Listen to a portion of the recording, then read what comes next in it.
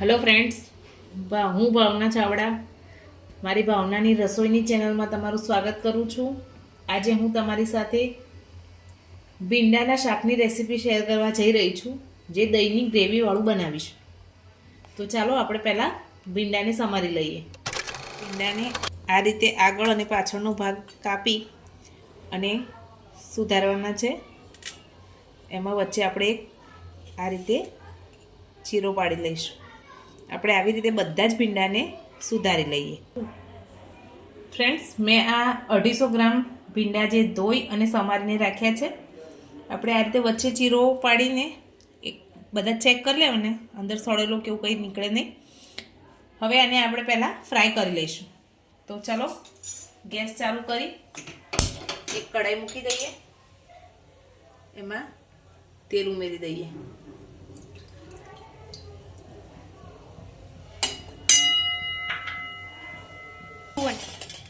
આપણું તેલ ગરમ થઈ ગયું છે. હવે આપણે એમાં ભીંડા ઉમેરી દઈએ.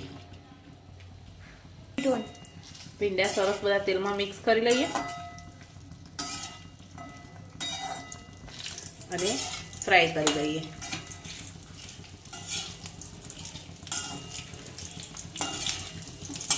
આપણે ભીંડાને આ રીતે વચ્ચે વચ્ચે હલાવતા જવાનું, જેથી બધા ભીંડા સરસ રીતે તળાઈ જાય અને સોફ્ટ થઈ જાય.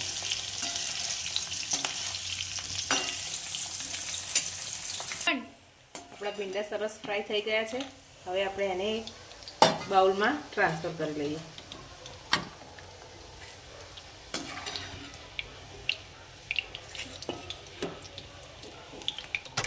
ફ્રાય થઈ ગયા છે. હવે એ જ ઓઇલમાં આપણે ડુંગળી ફ્રાય કરી લઈશું.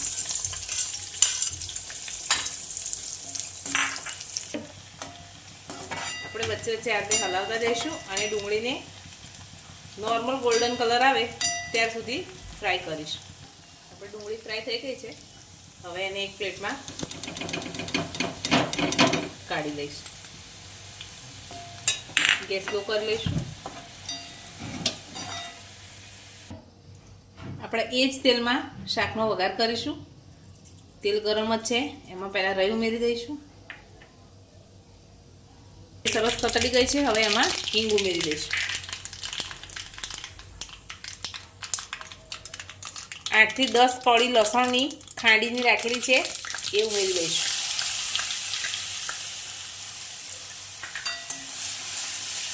એનો કલર થોડો ચેન્જ થાય ત્યાં સુધી ફ્રાય કરી લઈશું. હવે આપણે આમાં લીલા મરચાં છે 3 થી 4 નંગ, એ પણ ક્રશ કરીને રાખેલા છે, એ પણ ઉમેરી દઈશું. ગેસની ફ્લેમ લો કરી દઈશું હવે અને આને થોડી વાર ચડવા દઈશું. સ્વાદ પ્રમાણે તમે જે પ્રમાણે તીખાશ ખાતા હોય એ પ્રમાણે લાલ મરચું એડ કરી દેવું. ધાણા જીરું છે 2 મોટી ચમચી જેટલું. હળદર પાવડર 1 નાની ચમચી જેટલો છે. સ્વાદ પ્રમાણે મીઠું. હવે બધું સરસ મિક્સ કરી લઈશું. મસાલો દાજે નહીં એની માટે થોડું પાણી ઉમેરી દઈશું. ગેસની ફ્લેમ થોડી ફાસ્ટ કરી અને મસાલોને સરસ મિક્સ કરી લઈશું.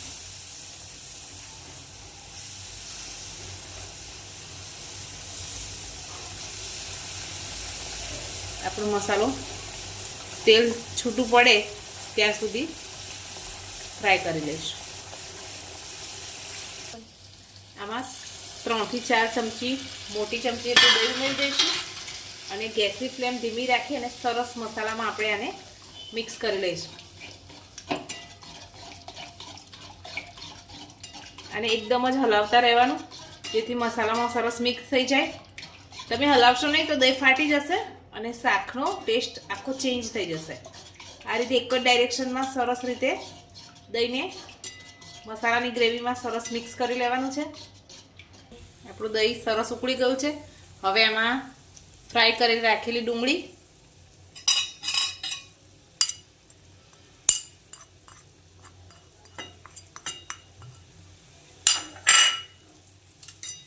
અને ફ્રાય કરીને રાખેલા ભીંડા ઉમેરી દઈશું.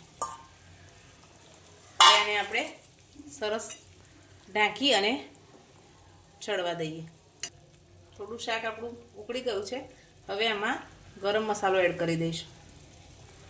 એક નાની ચમચી જેટલો ગરમ મસાલો એડ કરી એને પણ સરસ મિક્સ કરી હવે ધીમા ગેસ ઉપર લો ટુ મીડિયમ ફ્લેમ ઉપર આપણે એને સરસ ચડી જવા દઈશું. હવે આપણે ઢાંકણ ખોલીને ચેક કરી લઈશું. તમે જોઈ શકો છો સરસ દહીંની ગ્રેવીવાળું ભીંડાનું શાક બનીને તૈયાર છે. હવે આપણે એને સર્વિંગ પ્લેટમાં કાઢી લઈશું. આપણું શાક સર્વિંગ પ્લેટમાં કાઢી લીધું છે. હવે એને લીલા સમારીને ધોયેલા દાણાથી ગાર્નિશ કરીશું.